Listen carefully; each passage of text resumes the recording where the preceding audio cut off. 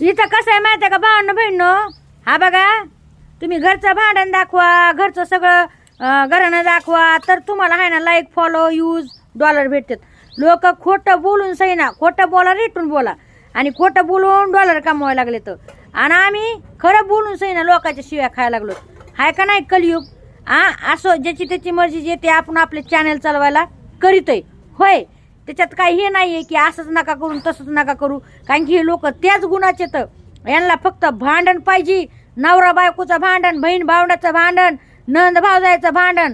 तेव्हा यांचे व्हिडिओ यांना जाऊन तिथं जाऊन लगेच बघतात काय झालं काय झालं काय झालं.